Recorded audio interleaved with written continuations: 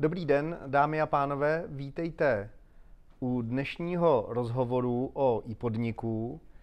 Já jsem založil skupinu firem Petr Pilin Cloud Holding PPCH, která se věnuje špičkovým cloudovým řešením pro firemní zákazníky. A abych to mohl udělat, tak jsem musel přenechat své místo jednatele v e-podniku někomu novému. A není to úplně nová tvář, která tu se mnou dnes sedí, ale je jednatelkou e-podniku od prosince roku 2022 a není to nikdo jiný než Monika Feniková. Mončo, vítej. Děkuji, dobrý den.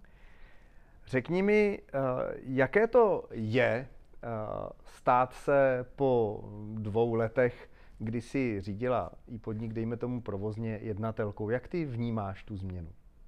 Já ji vnímám velmi pozitivně, protože z mého pohledu řízení provozu a vůbec z role té výkonné ředitelky, vlastně, kterou si mě ustanovil, se až tolik toho jako nezměnilo. Jo? Myslím si, že ani pro naše lidi, ani pro příchozí klientelu, se kterou se bavím, ani pro partnerskou síť tahle situace jako není až tolik podstatná.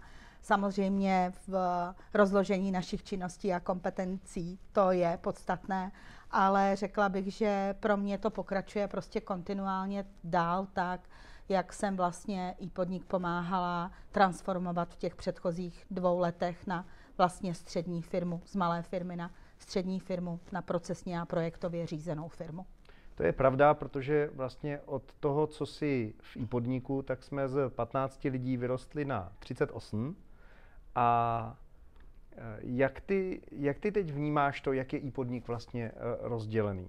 E-podnik v tuhle chvíli jsem si mohla dovolit rozdělit na takové 3 sekce, která každá je vlastně ale velmi jako podstatná pro klienta. E-podnik v tuhle chvíli opravdu neobnáší v sobě tolik vnitřních jako supportních lidí a týmů pro nějakou naši vnitřní potřebu fungování, jako právě naopak všech těch, kteří jdou dopředu s těmi klienty a jsou vlastně jim partnery na naší straně.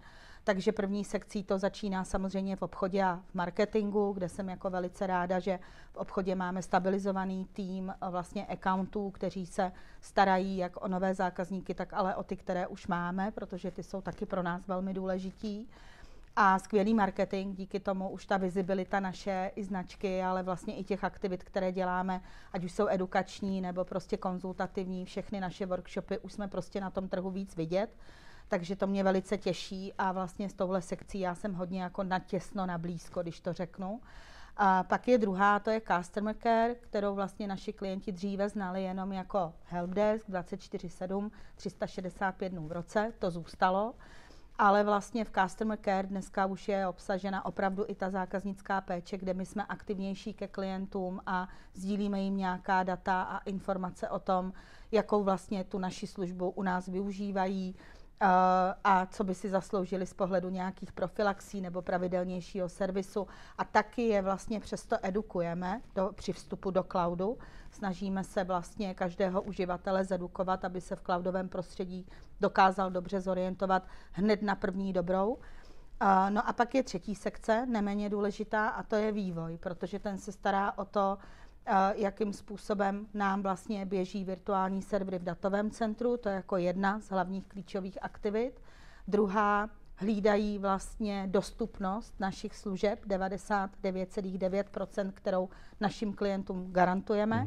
A třetí, dovyvíjí naše vnitřní automatizační systémy, které nám lecos o těch serverech dokážou říci, a je to vlastně velmi podstatná preventivní péče pro to, aby my jsme ten výkon opravdu měli pro ty klienty tak, jak ho garantujeme. No ale přes všechny tyhle změny e-podnik zůstává tím cloudem pro pohodu SQL, E1, prostě pro produkty Stoneware, Pamiku Tax. Je to tak? Je to tak. My se k tomu hrdě hlásíme, protože si myslíme, že to umíme opravdu nejlépe. Byla na tom vlastně založená celá tradice e-podniku. E-podnik byl vždycky partner Stoneware, vždycky cloud pro pohodu, jak já říkám, pohodu v cloudu. Takže určitě nejde jenom teda o pohodu a všechny její mutace, ale samozřejmě jde i o Tax, o Pamiku A především jde taky o klienty, kteří nad pohodou mají nějaké typy nástaveb, které si objednávají u našich partnerů a vlastně společně s nimi potom přechází pod cloud a my se o ně dál staráme i se všemi těmi nástavbami.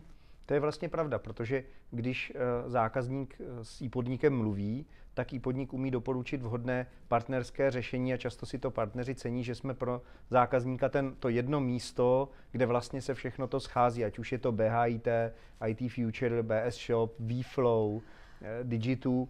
To skoro zavání pojmem cloudifikace. Co vlastně to je podle tebe cloudifikace?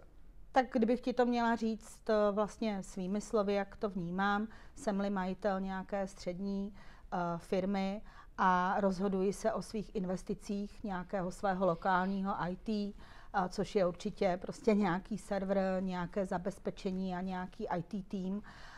A trošku bych oscilovala nad tím, jestli dlouhodobě je tohle pro mě udržitelné, jestli ty investice nějakým způsobem bych nemohla zúročit trošku někde jinde a někde si v nich i malinko jako pomoct, protože prostě nákup firewallu každý rok není úplně jako jednoduchá záležitost, tak bych se rozhodovala o cloudu. A pak by mi vyhovoval na trhu partner, ke kterému bych přišla a který by mi udělal pořádnou analýzu toho, co já vlastně v tom svém lokálním IT mám.